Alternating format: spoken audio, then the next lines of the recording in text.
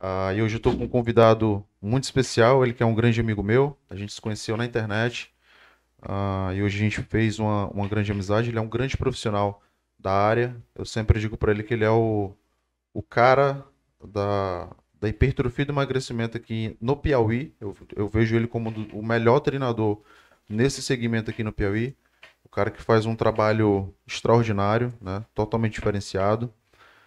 E eu queria trazer ele justamente para que ele possa compartilhar um pouco do conhecimento dele com vocês, né? Para que vocês possam aprender um pouco mais. Então, nessa 12ª edição aqui do Pumpcast, Benjamin, seja bem-vindo. É uma honra estar aqui com você mais uma vez. Eu queria que tu se apresentasse primeiro, né? Contasse um pouco aí da tua história, falar um pouco de como tu entrou na educação física e também como tu entrou no fisiculturismo. Eu não sei qual que é a ordem aí das coisas, mas tu fala aí pra galera. Certo, vamos lá. Primeiramente, muito obrigado pelo convite, né, Júnior? É um prazerzão estar aqui trocando essa ideia contigo. Tu também que é um cara que eu admiro bastante, né, na nossa área de treinadores, né, com relação ao treinamento do treinamento de força, né, a Sim. estética, né, hipertrofia, emagrecimento. Então, muito obrigado pelo convite, né? E assim, cara, a minha história começou, acho que como eu creio que a grande parte dos treinadores, né, teve o primeiro contato ali na adolescência com a academia e paixão à primeira vista, né? Gostou do treinamento em Tinha si, quantos tudo. anos? Eu tinha 14 anos, né? 14 anos eu tive o meu primeiro contato com a academia e foi onde eu já vi ali, eu disse assim, caramba, isso aqui é muito. Porém, na época eu não tinha, minha família não tinha condição de manter, mesmo sendo um valor é acessível, né? A Sim. academia, eu entrei numa academia de bairro, então a mensalidade era baratinha, mas minha família não tinha condição de manter. Então eu ficava ali 2, 3 meses treinando e depois eu tinha que parar ali com o treinamento, né? E aquilo só foi aumentando a minha vontade de estar lá dentro. Então, cada vez que eu não conseguia dar continuidade, eu ficava imaginando como é que vai ser meu físico, como meu físico vai ficar se eu tivesse Continuado, continuado, né? né? Tivesse dado é, é, é, é, continuação ao que eu vinha fazendo. E foi quando eu comecei a compensar do outro lado. Tipo, eu não estava treinando, então eu começava a consumir ali o conteúdo que na época era bem escasso na internet. Eu tinha acesso à internet em casa.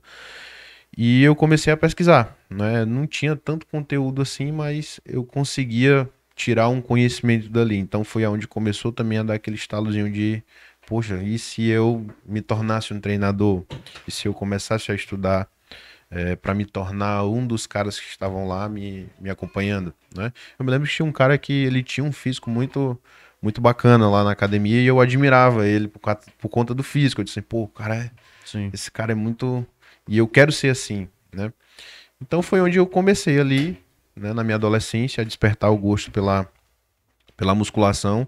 Eu joguei futebol, mas não era bom no futebol. Joguei vôlei, era mais ou menos no vôlei, não era bom. Então eu vi que ali, poxa, Uma e coisa que aí só foi quando. depende de você, né? Exatamente. E, e foi aí que eu vi, que eu conheci o fisiculturismo. Foi nessas pesquisas que eu fazia na internet que eu vi, Antes caramba, tem um de esporte, começar a né? educação física, ou não? Antes de começar a educação física. Antes de começar a educação física. Isso ainda lá eu tinha 14, 15 anos, no início mesmo.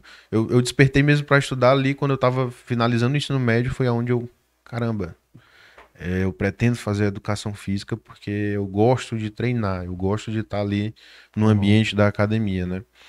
E foi aonde eu fui pai muito cedo e eu tive que adiar o meu plano de me formar em profissional de educação física, né? Então eu comecei a trabalhar, mas eu sempre trabalhava e foi onde eu comecei a conseguir me manter na academia. Comecei a ganhar meu dinheiro e comecei a ter um período maior de treinamento, né? Passar mais meses treinando, me alimentar um Sim. pouco melhor. E chegou um momento também que apertou a questão financeira, eu tive que sair novamente, mas eu saí com foco. Fui trabalhar fora do país e o foco era Trabalhou juntar fora do dinheiro. país, Trabalhei velho? fora do país, trabalhei Trabalhou um ano onde? e meio, trabalhei na Angola, cara. Fui trabalhar na Nossa, velho. Angola, né? Meu sogro trabalha com construção civil e eu fui pra lá trabalhar um mês pra fazer um pé A de meia pra linguagem mim. deles é parecida com a nossa ou não? É português, só que é o Português, português de né? Portugal, Aham. né? É um Então dá português um pra se pouco diferente, comunicar, né? mais tranquilo, comunicação Aham. 100%. E eu fui lá, fui fazer um pé de meia, né? Foi onde eu consegui minha casa, foi onde eu consegui mobiliar minha casa e a intenção era continuar lá mais 1, 2 anos na época, para juntar o dinheiro e vir fazer educação física aqui em Teresina.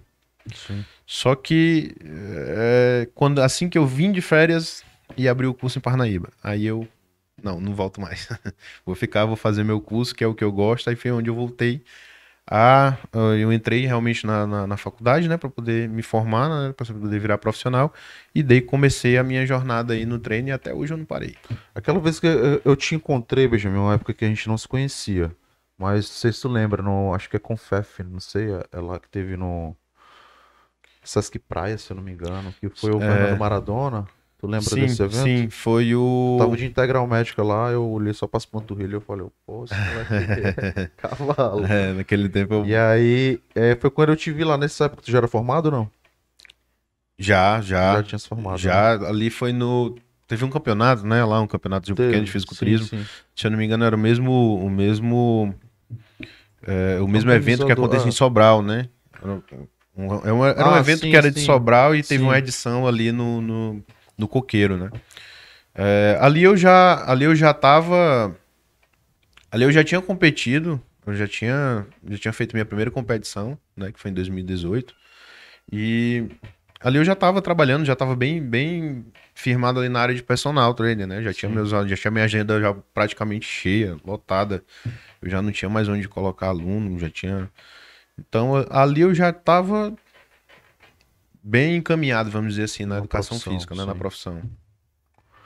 E aí, assim, voltando agora um pouco mais para a parte técnica. Pessoal, esse podcast ele vai ser um pouco mais reduzido no tempo, porque eu e o Benjamin, a gente está em um curso do Rodolfo Pérez e a gente pegou o horário de almoço, tá?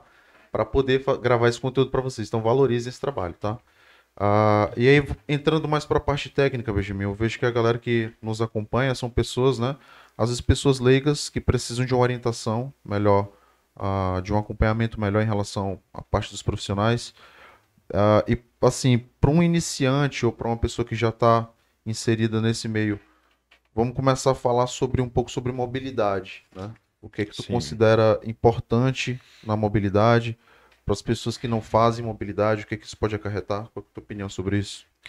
Cara, assim, a questão de flexibilidade, né, mobilidade, ela hoje ainda é um pouco discutida, né? E a gente, será que funciona? Será que não funciona? Será que deve fazer? Não deve? Antes, depois? Horário diferente do treino? E eu sempre vi essa parte assim como algo que, na verdade, assim como tudo, eu sempre fui muito crítico, né, para saber se realmente a não levar sempre o resultado de uma pesquisa, de um artigo, por Como exemplo, verdade como absoluta, né? verdade absoluta. Sempre estudar o caso, ver qual a melhor forma de encaixar para ajudar aquela pessoa, né? Então, assim, eu gosto muito da intervenção, por exemplo, vamos falar de alongamento, da intervenção de alongamento pré-treino, né? Porque é o horário que a pessoa está ali para treinar. Então, é o horário que ela possivelmente vai fazer. Sim, Porque nem todo mundo, acho que a grande dispõe de maioria mais tempo, né? gosta de estar fazendo esse tipo de treinamento, né? E eu vejo isso como importante porque a pessoa que está iniciando, geralmente, ela vem ali do sedentarismo. E assim, existe, sim, eu acredito que existe a pessoa que geneticamente ela já vai ter uma flexibilidade mesmo, ela sendo sedentária, ela já vai ter uma mobilidade, uma flexibilidade ali boa. E pessoas que não. E essas pessoas, elas podem sim tirar proveito apenas de fazer esse trabalho de mobilidade, de alongamento, de flexibilidade, porque isso já vai trazer um bem-estar para ela, né? Ela já vai ter ali um conforto maior até nas atividades do dia a dia, como sem fazer muito esforço para agachar, para pegar algum objeto no chão ou alguma coisa do tipo. E isso no treinamento a gente consegue potencializar, né, a ação muscular ali. Então, o exercício em si ele já fica mais potencializado pelo fato de você ter uma boa flexibilidade, uma boa amplitude de movimento. E a gente, como treinador, a gente sabe que é muito importante no treinamento você ter uma boa técnica. E alguns encurtamentos, a falta de mobilidade articular, faz com que na execução de alguns exercícios mais complexos, né, alguns exercícios onde demanda uma técnica com excelência, acaba que comprometendo essa técnica. E se compromete essa técnica, coloca em risco a integridade física da pessoa. Além Então, de não levar o potencial máximo, né? exatamente, se for uma pessoa, por exemplo, que quer hipertrofia, ela jamais vai conseguir uma hipertrofia bem pronunciada com músculo encurtado, Hum. fazer um trabalho. Ou, por exemplo, você tem um músculo auxiliar, um músculo do movimento ali, sinergista do movimento, que vai estar Vamos encurtado, ele vai colocar prejudicar a para o ação. pessoal entender mais ou menos, né? Visualizar mais ou menos a prática, né, disso. A situação, por exemplo, um agachamento. Sim, Se o cara tem uma boa mobilidade, ele consegue ter uma amplitude maior. exato. Consequentemente, um maior recrutamento de unidade motora, né? E isso, Eu não diria assim de recrutamento de unidade motora. O recrutamento de unidade motora ela está mais relacionada ali com a intensidade da série em si, o do percentual que, de do RM. Quanto que, do mais que, alto, maior recrutamento de unidade motora ele vai ter ali logo de cara, né? Mas eu diria assim, um trabalho de fortalecimento mais completo em cada ângulo de flexão ou de extensão de uma determinada articulação. Uhum. Ou seja, ele vai ganhar força treinando com movimento reduzido, ele vai ganhar força, mas ele vai ganhar força naqueles ângulos de trabalho. Então, nos ângulos maiores, essa força ela já vai estar comprometida. Então, se um trabalho prévio, inicial, de base, é feito para que ele ganhe força em todo o ângulo de movimento, né, em toda a flexão ou extensão daquela determinada articulação, o ganho de força é por igual, ele consegue futuramente ter um trabalho mais potencializado em todo comprimento Deixa eu muscular. perguntar aqui pro Matheus se a gente está falando de forma muito técnica. A gente está falando de forma muito técnica, Matheus? Tu acha que dá pro pessoal entender? Que às vezes a gente fala É, a gente, técnico e não a gente tenta falar um pouco é, menos técnico e não consegue. o Ma- Vou tentar simplificar aqui. Vamos supor, se você agacha apenas até a altura, por exemplo, de você sentar numa cadeira, e 90 você graus. progride peso ali no decorrer, você vai ganhando força fazendo apenas essa altura, descer dessa altura mais ou menos de você sentar na cadeira. Você só vai ganhar força ali. Então, se você chega num determinado nível de força para aquela amplitude, você tenta ir mais, e se você não tem flexibilidade para baixar um pouquinho mais, para descer um pouquinho mais no agachamento, muito provavelmente você vai se machucar. Você pode conseguir acabar se machucando se você manter aquele peso. Então, para você conseguir fazer isso, você precisa reduzir o peso para você conseguir, porque daquele ponto para baixo, né, para você descer um pouco mais no agachamento, você não tem a mesma força do que você descer até aquele ponto ali. Vamos dizer assim, 90 graus de flexão de joelho, né, até onde você consegue sentar ali numa cadeira, né? Então, quando você começa já fazendo esse trabalho, aonde você ganha primeiro a amplitude muscular, a amplitude articular, para você fazer esse agachamento com técnica, e aí sim, do início, você vai progredindo, você vai conseguir ganhar um nível de força por igual no agachamento completo à medida do passar dos anos ali fazendo aquele tipo de treinamento. A flexibilidade e a mobilidade ela interfere também na ativação muscular de determinado músculo, né? Sim, sim. Eu diria não, nem tanto a mobilidade, mas a flexibilidade do músculo em si. Por exemplo, se eu tenho um peitoral encurtado, vamos dizer assim, se eu tenho um peitoral encurtado, eu posso ter apenas o músculo encurtado, mas eu posso ter uma boa amplitude de movimento naquela articulação, uma boa mobilidade na articulação. O que está comprometendo essa mobilidade? O peitoral que está encurtado. E a partir do momento que eu faço um trabalho, por exemplo, de alongamento, para que esse músculo do peitoral ele volte ao seu comprimento normal de trabalho, eu vou conseguir trabalhar a amplitude que eu já tenho naturalmente na articulação, certo? Agora, existem pessoas que têm o problema está na articulação e não necessariamente na musculatura. Aí sim, o trabalho de mobilidade para esse indivíduo vai ser o mais aplicável. Não é porque existe uma diferença. O treino, o alongamento é para você recuperar momentaneamente, né, naquele momento que você fez essa amplitude muscular, o músculo, né, ele conseguir se alongar um pouco mais. Quando você trabalha flexibilidade, você trabalha para ele voltar esse comprimento e ele se manter. Como se fosse um alongamento, mas um tempo mais demorado, com séries, assim como é um treino tradicional de força. Uhum. Né? Você faz uma, duas, três séries. E assim você vai aumentando o volume de treino desse indivíduo para ele ganhar flexibilidade, ou seja, ter um músculo no comprimento ideal. O trabalho de mobilidade é para você ir além, ou seja, para você conseguir uma amplitude de movimento, tanto da musculatura, como tendíneo, como articular. Então você vai trabalhar o movimento como um todo, e não só o músculo em si, que é o alvo. Então o alvo deixa de ser o músculo e passa a ser a articulação e todos os músculos que envolvem aquela articulação, deixando ela estabilizada. Perfeito. Entrando mais para a parte do treino, né? Uma coisa que eu defendo muito, e tu também, né? Que eu acho que a gente tem uma linha parecida, é trabalhar com intensidade relacionada à carga e não percepção subjetiva de esforço, né? E o que a gente vê na sala de musculação é que muitos treinadores utilizam a percepção subjetiva de esforço como intensidade, né? Então, eu quero que tu fale justamente sobre isso. O que é que causa maior hipertrofia? Se é justamente o fato de você treinar com cargas maiores ou é você ir para academia com muita técnica avançada, com rest pause, com drop set, com triset, com biset? O que é que realmente a ciência mostra, né, em relação a isso?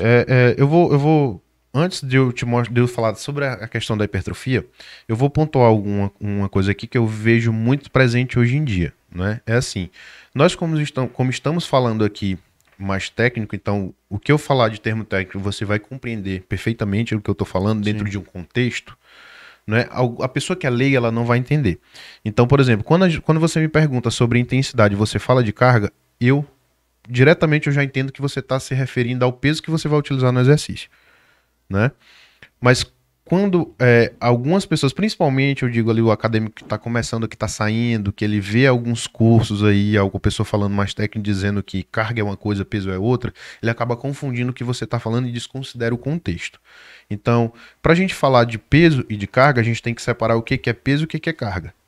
Certo? Carga é o trabalho que é feito daquele exercício. Então, um determinado exercício ele vai ter uma carga X trabalhando com um determinado peso, certo? Então as pessoas confundem isso, certo? Então quando você falou carga, eu entendi que a gente está falando sobre peso, então eu vou falar sobre o peso. Sim. Mas as outras pessoas podem interpretar mal porque desconsideram o contexto do que a gente está falando. Certo. Então eu vou pontuar essas coisas. Então, beleza. Peso, quilogramas, o que você está usando ali no exercício, e carga é o trabalho. O trabalho que vai ser feito naquela série, naquele exercício, somatório de tudo, certo? Então vamos lá. Quando fala de intensidade, não é?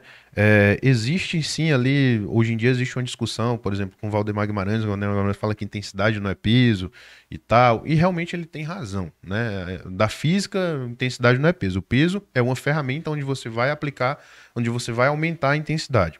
A velocidade que você faz o movimento, teoricamente, na física, você aumenta a intensidade. Só que isso no treinamento de força ele não é mensurável. Você não tem como mensurar isso. Uhum.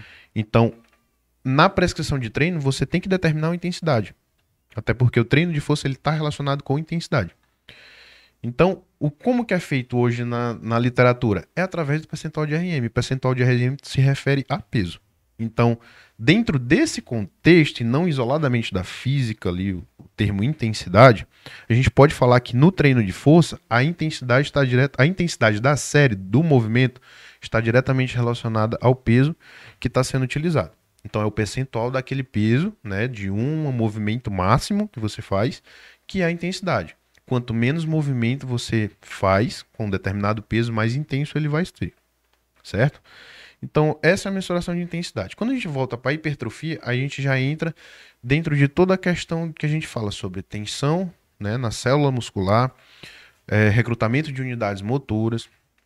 E uma das coisas que eu até tô achando meio engraçado porque eu tô lembrando aqui de um meio que um debate que eu tive com um cara que tá se formando ali em educação física no meu Instagram. Que eu recebi a seguinte pergunta. Para hipertrofia é melhor fazer de 6 a 8 repetições ou de 12 a 15 repetições? Eu falei assim, a hipertrofia vai ser a mesma. Aí o cara foi no meu direct, não é porque é mais intenso, o treino tem que ser intenso e é melhor você treinar com mais peso, porque você vai fazer menos repetições, precisar fazer menos séries e não sei o quê. E eu falei assim, cara... E eu expliquei para ele todo um contexto. Ele disse que não concordava comigo por causa disso. Eu falei assim, cara, a pergunta foi hipertrofia. Hipertrofia, ponto. Hoje a literatura, contexto, né? A literatura hoje mostra que você fazer 6 repetições numa intensidade lá de 95%, até deixando repetições na reserva, a hipertrofia é a mesma do que você fazer 50 indo até a falha. Ou seja, a hipertrofia é a mesma. Não, o volume sendo igual, o volume de treino sendo igual, a hipertrofia é a mesma. Então, hipertrofia é hipertrofia. Agora, quando a gente vê um contexto geral do treinamento em si, qual é o melhor, qual é o mais favorável? Você fazer 8 repetições, ou você fazer 60, ou você fazer 30, ou você fazer 40? Né? E você, além disso, a gente não pode ser extremista e só treinar naquilo, porque a gente sabe daquele fator que nem sempre você tá favorável para treinar com aquilo. E aí, quando você não tiver favorável por conta de um tendão, por conta de uma articulação, você vai parar de treinar? Então, se eu tenho um respaldo na literatura para me trabalhar em faixas de repetições, zonas de repetições menores, com mais intensidade, né, com mais peso, e com menos, com mais repetições, por que não trabalhar com ambos? Então, tudo isso vai de um contexto.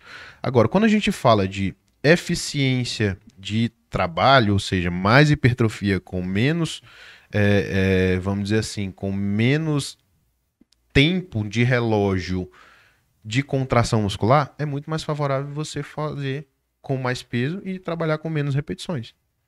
Né? Então a gente já vem para um nível de ativação neuromuscular maior, né? Você já vai ativar as fibras de maior limiares ali de força, direta do início da série até o final. Pode trabalhar com repetições na reserva, não precisa ir até a falha muscular. Então, para hipertrofia, você pode trabalhar de ambas as formas. O que vai diferenciar mesmo no final do resultado é o quanto você é responsivo a cada intervenção. Por exemplo, eu tenho alunos que têm um nível de hipertrofia excelente treinando com mais peso, com intensidades maiores, né? Fazendo ali de 6, 8, 10 repetições.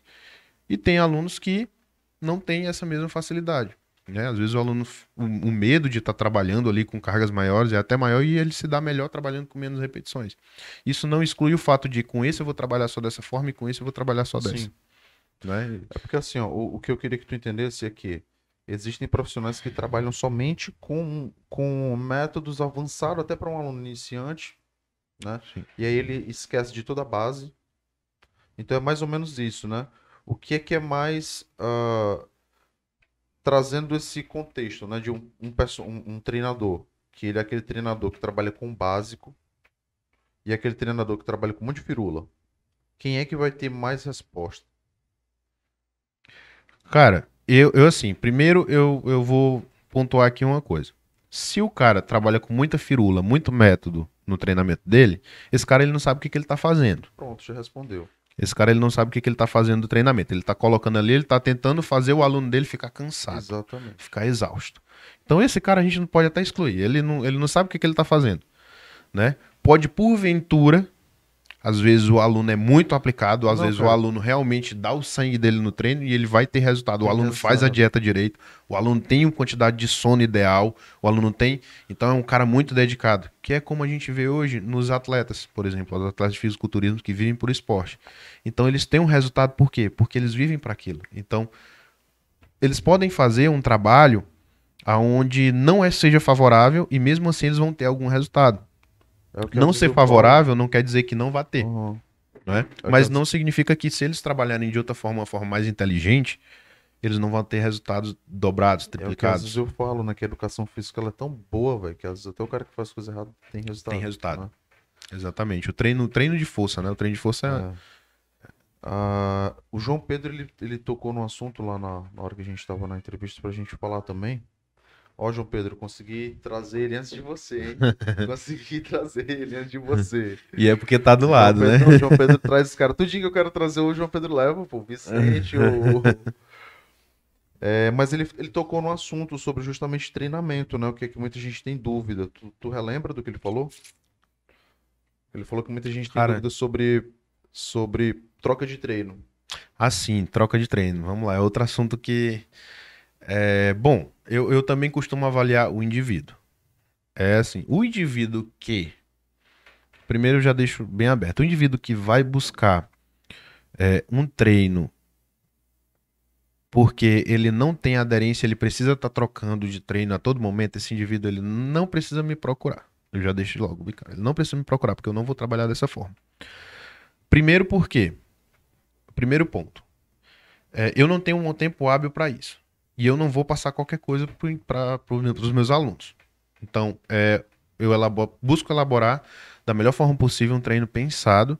E se ele precisa trocar toda semana de treino, né, tá mudando ali o que vai fazer para ele poder treinar, esse controle de carga de progresso, controle de até a própria correção de técnica do exercício, ela não é eficiente. Sim. Não é eficiente. A gente sabe que para um treino ser eficiente, a gente precisa ter técnica, né, que é constante, a gente precisa ter amplitude, a gente precisa ter progressão, né, a gente precisa ter uma excelência. Então, excelência no que a gente está fazendo, o nome já diz, é treino, ou seja, você vai fazer uma vez, você vai fazer de novo e vai melhorar. Você vai fazer de novo, vai melhorar de novo. Você vai fazer mais uma vez e você vai fazer melhor do que todas as outras vezes. E como que você faz se hoje você faz um agachamento livre, amanhã você faz um agachamento no rack machine, depois você passa para um rack angular. Não tem parâmetro e o treinador não tem métrica para avaliar, né? O que eu vejo ainda hoje, infelizmente, ainda hoje, com tanta informação na educação física, é assim, a pessoa falando, é agachamento, é para quadríceps, então eu vou fazer o leg no lugar do agachamento. Não, vou para extensora porque o leg tá ocupado, porque eu tô treinando quadríceps. E lá na cadeira também treino quadríceps assim como agachamento. Não, são exercícios totalmente diferentes. Não tem como fazer isso, certo? Os dois entram numa contagem na contabilização ali do volume de treino para quadríceps, entram, mas eles têm ativações diferentes, trabalham com ângulos diferentes, trabalham em amplitudes diferentes, tem músculos auxiliares ali diferentes, né? Então não tem como você trocar um agachamento por uma cadeira extensora e dizer que tá tudo bem porque é para quadríceps. Ó, Né? eu vou citar o exemplo de um atleta meu, que ele é esse cara que ele treina aleatório, tem resultado, né? Lógico, o cara tem uma genética fora do normal, o Danilo, né? Mas ainda assim, ele não treina da forma mais como a gente encontraria o cenário perfeito, né, pro cara. Uhum. E mesmo assim ele tem resultado. Mas é uma coisa que eu bato muito na tecla, né? Eu falo, fui treinar peito com ele e tipo assim, porra, eu não tô no mesmo nível do Danilo nunca, né? Mas eu não fiquei para trás nas cargas, né? E eu falei, ó, tu varia muito o teu treino. Como é que tu vai ter um parâmetro se tu tá evoluindo nesse exercício? Se uma semana tu faz supino com halter e na outra semana tu faz supino com barra, né? É fazer o básico sempre. Eu até citei o exemplo de outro atleta que faz o básico sempre, o básico repetidamente vezes. E o cara já tá com cargas, tipo assim, fora do normal. Uhum. Então existe esse ponto aí que não pode ser negligenciado também, né? Aí as pessoas falam assim, mas e aí, o físico dele? Ele faz isso. Mas ele é ele, você é você, Ele é um né? caso à parte. Então, quem é que garante que se ele não fizesse desse jeito, ele não ia estar um Entendi nível melhor, maior, exatamente. um nível muito mais do que ele tem hoje, né? O nível de Ó, físico que ele tem Tu hoje. ia apontar alguma coisa ou não? Não, tô... Tu tocou num assunto aí que foi justamente em relação à ordem dos exercícios, né? Uhum. É um ponto que, tipo assim, às vezes lá em Campo Maior tem, lá em Parnaíba tem um Smart Fit, né? Sim. Lá também tem problema de superlotação, como nas outras Tem, Smart. tem. E assim, a gente trabalha com consultoria, a gente faz toda a programação para a pessoa seguir uma ordem dos exercícios, né? Porque aquela ordem tem uma ordem lógica, né? Pra você Sim. iniciar, uma pré-exaustão, tá.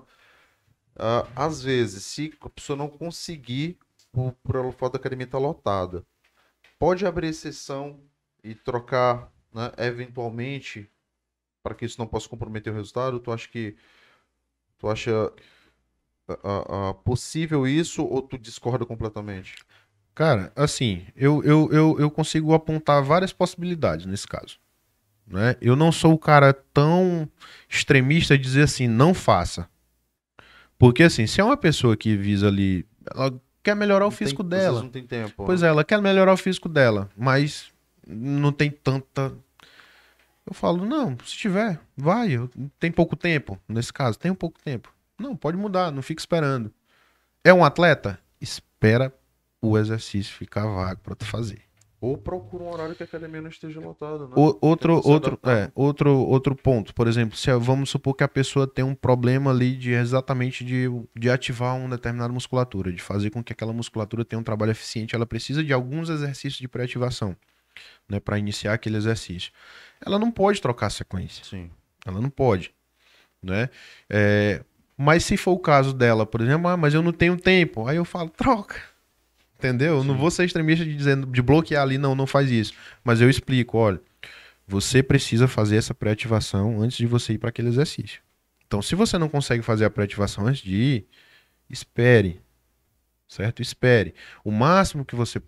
Às vezes, assim, num caso de uma pessoa que tem um tempo, que não tem um tempo tão hábil assim, mas ela quer um exercício, ela quer ganhar um físico, ficar com um físico legal, eu digo assim, troca pelo menos pelo mesmo grupo, troca pelo menos a sequência, mas se, por exemplo, é teu último, tu faz 2 grupos musculares no mesmo dia, é teu último exercício desse grupo muscular, espera, não passa pro próximo, espera, finaliza o treino de um grupo muscular, depois passa pro outro, né? Agora, se for essa pessoa que realmente necessita fazer uma pré-ativação e ela quer ter um físico legal, eu disse, não, você vai ter que esperar, você não pode trocar. Você tem que cumprir o cronograma, o que foi planejado como tá lá, no seu planejamento de treino. Então vai de cada caso, né? E uma coisa que é importante até reforçar para a galera, pessoal. Vocês estão vendo todo o trabalho humano que existe por trás de uma montagem, de uma elaboração de um treino, né? Isso máquina nenhuma vai substituir a gente, né? Não, jamais. Então, assim, vocês veem que, tipo, o Benjamin, ele faz toda uma ordem, né? E ele entende ainda a pessoa, caso, né, existam essas situações, né? De você fazer ajustes, né? Que uma máquina jamais vai substituir o trabalho humano, né? Então, o lance da consultoria, e nem só máquina, né? Às vezes a pessoa quer pegar um treino de fulano, né? Um treino já pronto. Cara, o melhor caminho é você, se você não sabe fazer, o melhor caminho é contratar alguém que saiba fazer, né? Benjamin, por mim, eu me estenderia aqui mais umas 2 horas conversando, mas a gente tem que voltar, né?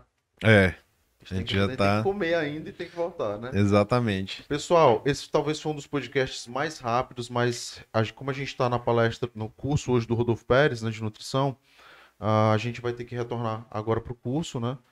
E espero que esse nosso podcast hoje tenha agregado alguma coisa com vocês, né? Tenha feito vocês refletirem em alguns pontos aí, como está o treinamento de vocês.